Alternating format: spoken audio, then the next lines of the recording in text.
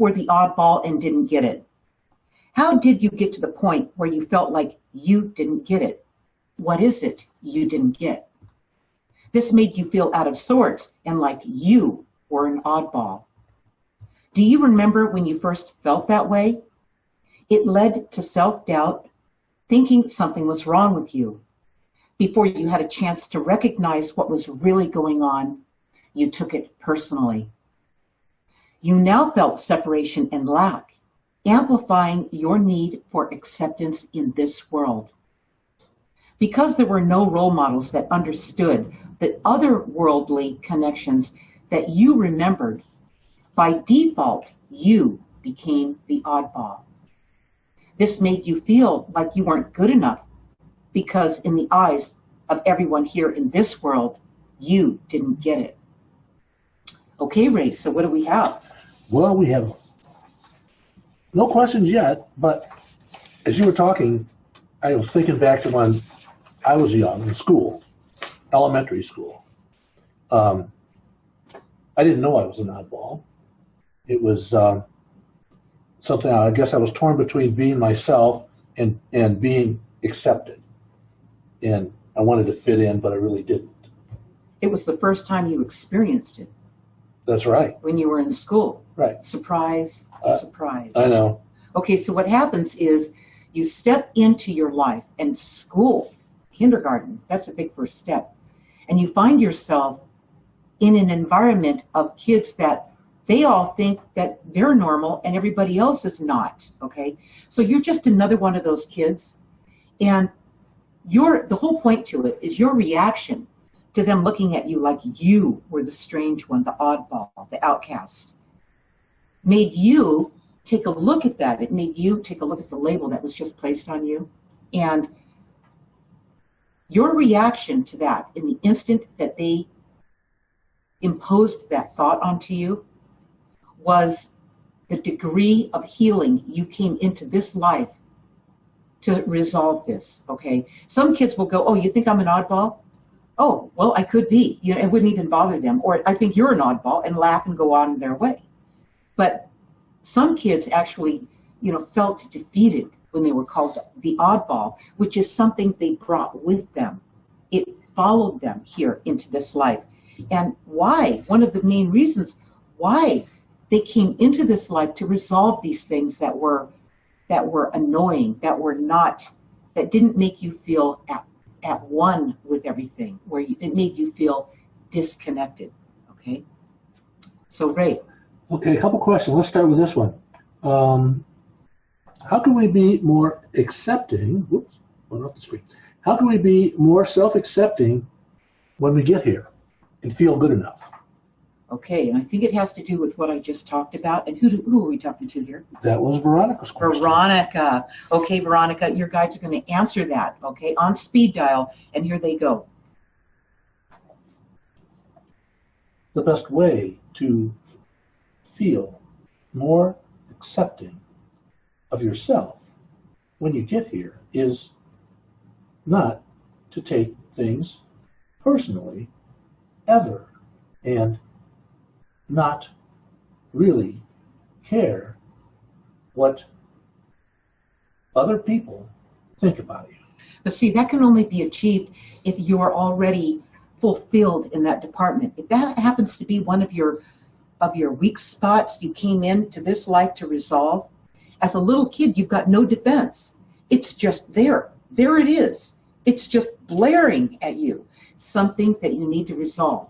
So that's one of the hiccups that, if it's one of the hiccups that you face when you first come into this life and boom, you're surprised by somebody calling you this oddball, then it's something that you need to work out instead of taking it personally. Wouldn't it be nice if the educational system was set up to include these kind of things? You know, the child experienced this today, okay, you know, and the educational system was open enough to realize that this is not the only life that you have ever had, and you brought a lot of unfinished business into this life with you, which of course is why you came here, to work it all out.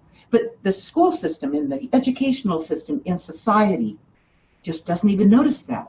So we walk through life kind of pulling a leg, dragging a leg, kind of crippled in one way because we don't feel complete, which would be true, but we're not supposed to be defeated by that lack of completeness. We're supposed to feel encouraged to work through it. All right? Wouldn't that be a perfect world? Yeah, it would Veronica? be, wouldn't it? Yeah. Okay, Kathy and Joy have great questions. Let's do Kathy's first. Okay. How can we help little people, children, to not forget where they came from? I love that question, Kathy. And we're going to let your guides on speed dial answer that, and here they go. Speed dial, Ray. It helps if you just observe where they came from once they get here, how they act, and how they respond to adults when adults attempt to impose their thoughts. Again, we have a society that's pretty closed down. I'd like to see that our society, just in 5 more years from now, has woken up so much and advanced so much that this is like, it's like the Bronze Age, these kind of things, all right? And they're gone, and they no longer exist. And when we come back in as new people, we don't have to fight that anymore, all right? We can just get right through it because they're acceptant of us. They know we didn't just wind up here in one lifetime and that's the end of your existence. They know, everybody would know that, oh, here comes a traveler from the other side, right here into all of our arms here in society. And we are here to help each other, okay? So that when we finally are released from this world, we got what we came for. Right, Kathy? Okay. Here's a good one. This is from Joy. I do not remember ever feeling like I was good enough or that I fit in. Is this the environment or just confusion of which world you're living in? It's both, okay? It's both. And we're going to let your guides on speed dial answer that particular situation with you, Joy. And here they go. Your desire to be yourself, to be unique, means you are living in the world you came from. Your desire to fit in is what causes the confusion about which world you're living in. You have to make a decision to decide which world you like better, or learn to balance both worlds. Right, right. And the ultimate choice is to never sever where you just came from, the world you just came from, and all the guides that came with you to guide you, walk with you, and point you in the right direction. And never lose that connection, because no matter what happens in this world, you guys, as long as you never sever the connection from which you came from, which is where you go back to when you're finished here, okay? Everything else in between is a great big illusion. It's a big game, okay?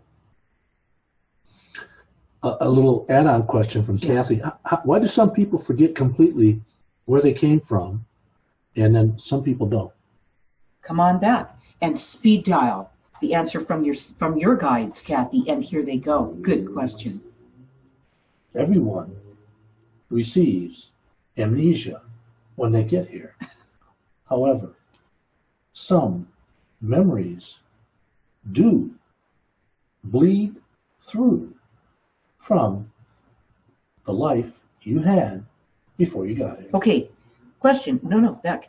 Her question was, why do some people have more memory, not forgetting where they came from, than others? What's the difference in those people? it has to do with, one, how many times you've come here, and how well you do remember or not. That's okay. It's just a matter of how well you can remember it to start with. Do you have a good memory or don't you? Some people don't. All right. And Some people remember. and how many times you've been back here? Okay, so you've come back and back and back, and at some point you just go, wait a second, stop. You know, you came here for a reason. You just didn't get born into this life to live a mindless, clueless life. You know, you've done this enough times, so it's almost to the point where you're going, hey, I got to get this done this time. I am not going to miss it again. And that's the person who is determined. They do all the research, they read all the books, they go to all the web seminars, and they study themselves, they do everything it takes to make that connection. They write in their journal, stuff like that, to make that connection. And they're determined they're going to make that connection, and they do. Okay. Linda has a question. I love that name, Linda. That's my favorite name. This is Linda Schwartz. I have never felt comfortable on this planet. It has not gotten much better over my lifetime. I'm amazed I made it this far. Any suggestions for me having a better attitude? And yes, school sucked, she said. Okay, come on back. And your spirit guides on speed dial, Linda. They're going to answer that, and here they go. You have to focus on the positives.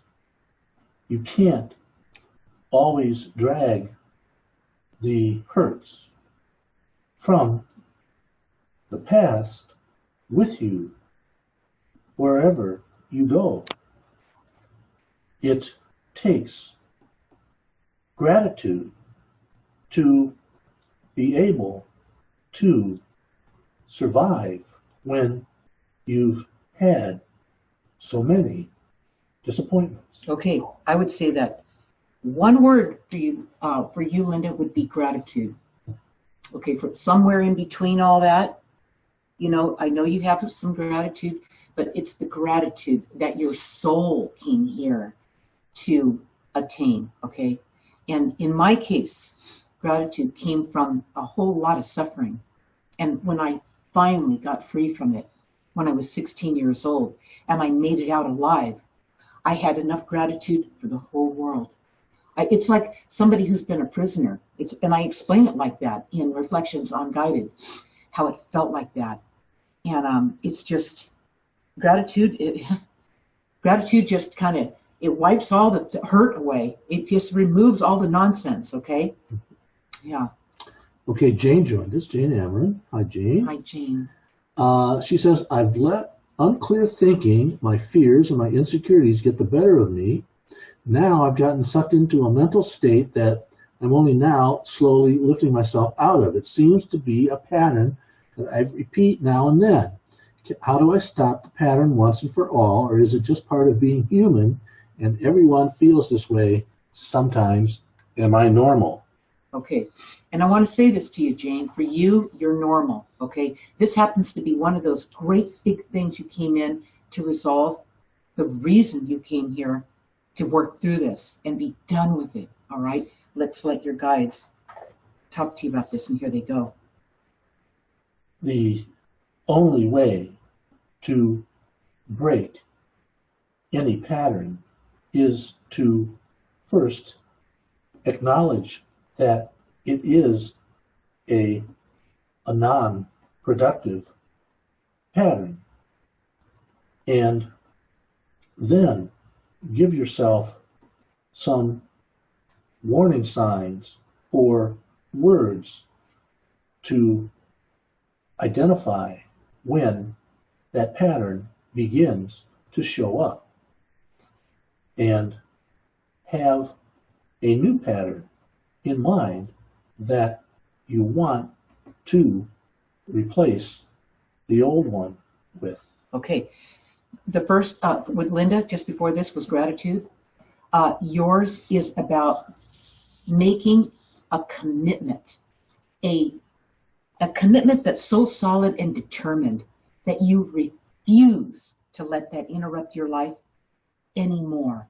Now you're going to go right into it. You're going to write about it. You're going to see it there. You're going to go to sleep and you're going to ask your guides, help me with this. Help me move through this, whatever it takes. And you've got to mean it. You've got to mean whatever it takes, that you're willing to do that. All right. Mm-hmm. You've got to be that finished with it, Jane, and that determined and focused, and ask your guides, okay, and write down what you get when they communicate that back to you, what they tell you what that is. And you need to be willing to be done with this. You need to have had it be your had it day, okay? That's the answer to that. Okay, got time for one more? We do. All right, Bridget. Hi, Bridget. Hi, Bridget. Bridget says she's always been mostly an observer and really didn't notice that she was any different until grade school when a few people would single me out. How do I handle people now, especially my relatives who still feel the need to discredit or discount me? I try to limit my exposure to them. What else?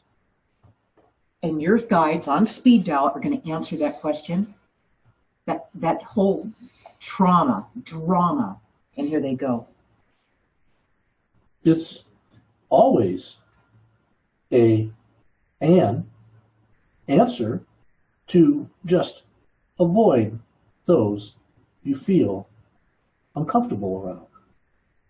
But we would say, if you are in a family situation, that you still observe and never agree nor disagree with any of the relatives if they say something that singles you out or sounds like they are trying to get a response out of you. Just smile and say, that's an interesting way to look at it.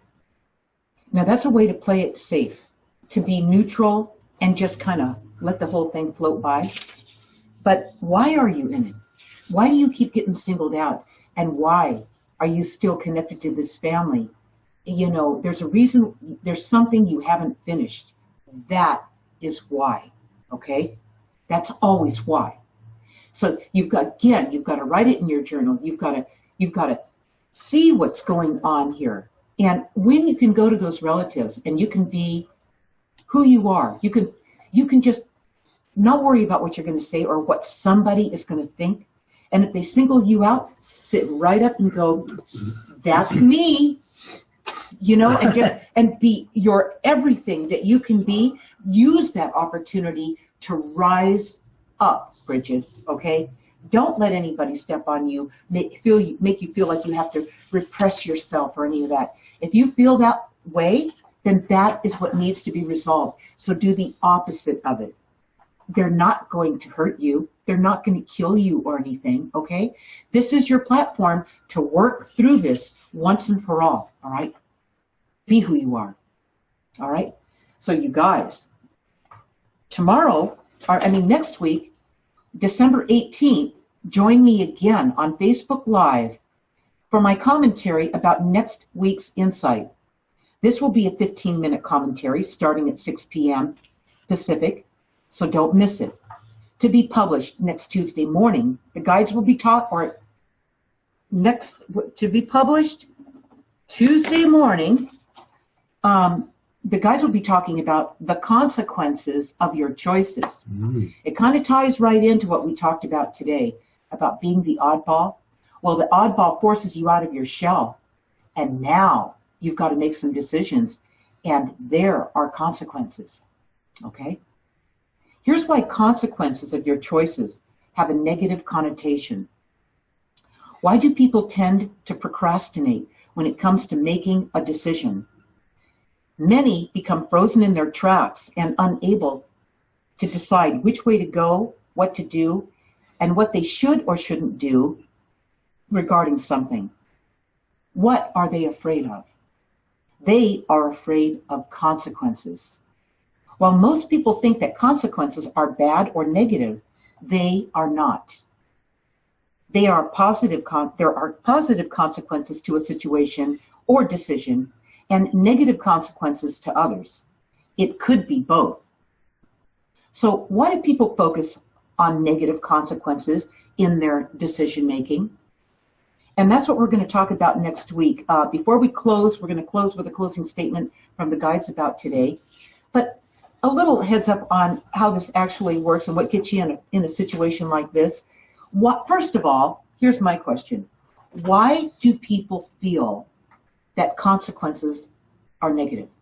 And I mean, most people feel like, oh, there's consequences. I can't go there. I can't do that. There's consequences. Why are they afraid of the consequences when there are consequences no matter which way you choose, right? And it's almost like, and I sat with this and felt this come through, and this is what it's like when you channel your guides. You sit and you feel what it feels like, and you let that translation come through, and that's from your guides, all right? That's channeling, you guys. And what it is consequences. Being afraid of consequences was something that was big on your plate in previous lifetimes. In other words, penalties for, let's say people go bankrupt. Nowadays, they file for bankruptcy and they're back on their feet the next day. There's a few consequences that go with it, but the upside is much greater when they can walk away from that burden and rather than carry it with them throughout their lifetime than it is to just put an end to the pain, end it with the bankruptcy and be done with it. Okay. So consequences, there's consequences. It'll take you a little time to get your credit up and running, but the relief is greater and better than having that burden on you as you continue to try to pay on something you'll never seem to get over, all right? So there's consequences. So why are people afraid? Divorces. Okay, if you're not in a good relationship, it's not good for you. It's making you sick, okay? Well, then you've got an option where you can get a divorce and you can stay in it. There's consequences either way, all right? So now you got to make it on your own. Can you make it on your own? Or, do you stay in a relationship just because it's financially a sound thing to do?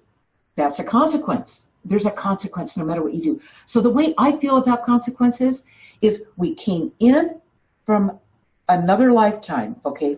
We came through this lifetime to work these things out.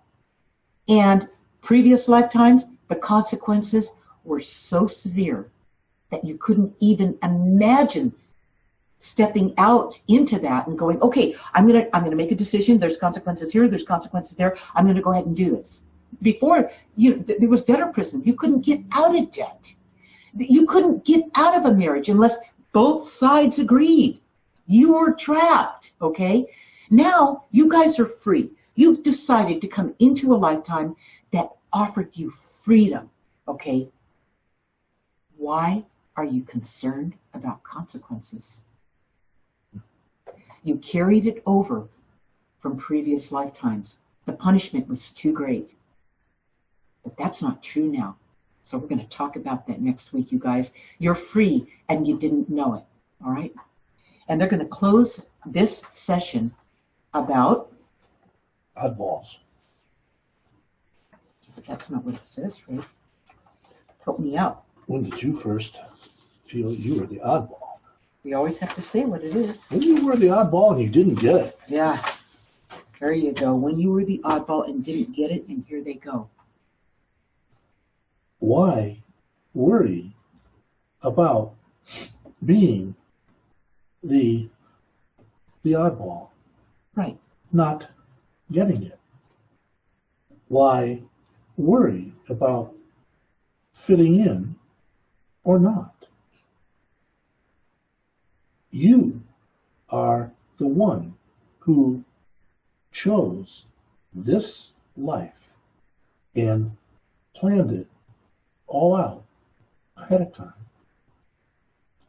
Whether you are experiencing being left out or fitting in is not the point.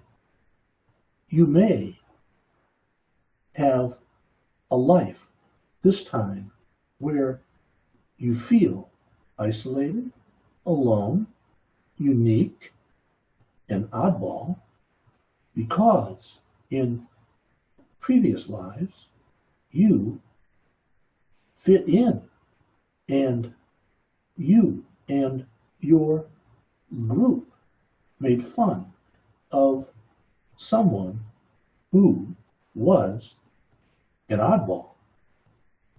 It's karmic residue and your unfinished business from previous lives. And that's all there is to it, okay? So as soon as you're not concerned about being an oddball, or you don't feel like an oddball or an outcast, you've released the karma. It's gone. It's done, okay? But the whole point is, how do you do that, right? And the way you do that is you write out what's going on as you're moving through it. It's called your roadmap to consciousness. The only way you're going to resolve it and solve it and get your life back, okay, what you came here to retrieve, you, okay, is to write it out and see what it is, and see it in your own words, and track it and trace it, and do not be relentless. Do not give up on it until you have solved it, all right? And then maybe being an oddball, if somebody calls you one, to say, you know, I remember when I used to believe it. Now I revel in it. Now I'm just happy with who I am, and if that seems like an oddball to them, then that's their karmic ride, okay? That's what's really going on, you guys. Next week, we'll see you here on Tuesday, hopefully on time, 7 o'clock. Hopefully. Or 6 o'clock Pacific time. Right, and hopefully Facebook will connect right on time. Oh, boy, Ray gets us all set up ahead of time. You guys, if you have any questions, you can always send me a message on Facebook. And do sign up for Linda's Weekly Guided Insights. That's where we talk from. That's where this is based in. And you can sign up for it on my website, lindadeir.com. We'll see you next week. All right. Good night, everyone. Good night.